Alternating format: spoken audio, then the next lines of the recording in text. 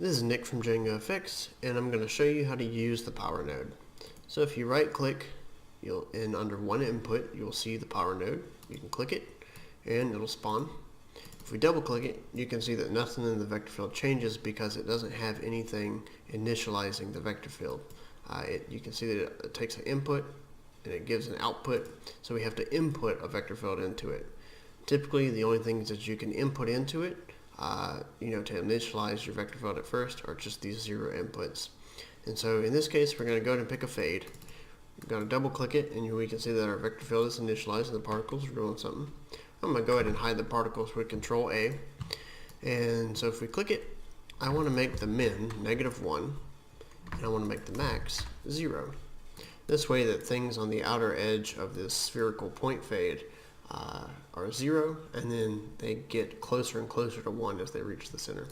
You can see that we have some artifacts right here. There's like a zeroed out space around the vector field, and it's basically because it's a point fade and it's a spherical point fade, so we have these outer banks that are left over. If you wanted to remove that, I went over it in the point fade video, or actually the fade video, but you can see that if we change this right here to like negative, -4, that the whole vector field eases in more evenly around the whole vector field.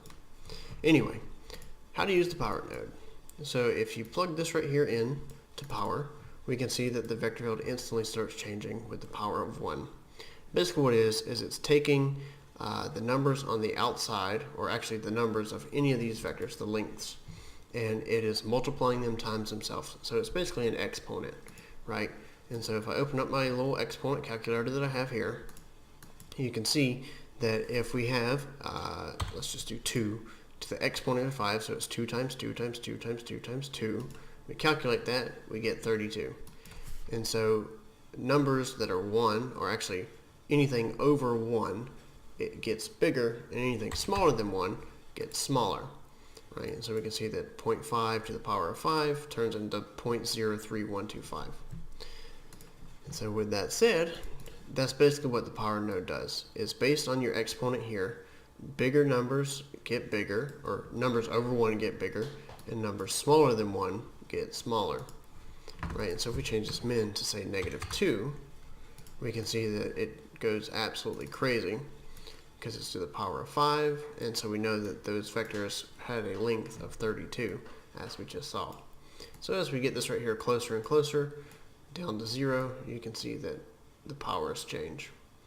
And so that's basically how the power node works. It just takes the exponent of whatever your power right here is, and so that's just the exponent of the length of each vector. And so you can use it to make vectors closer and closer to 0 if you'd like.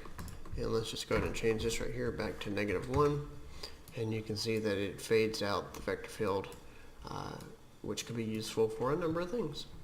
That's it. That's how the power node works. If you have any questions, leave a comment below, like and subscribe, and I'll see you soon.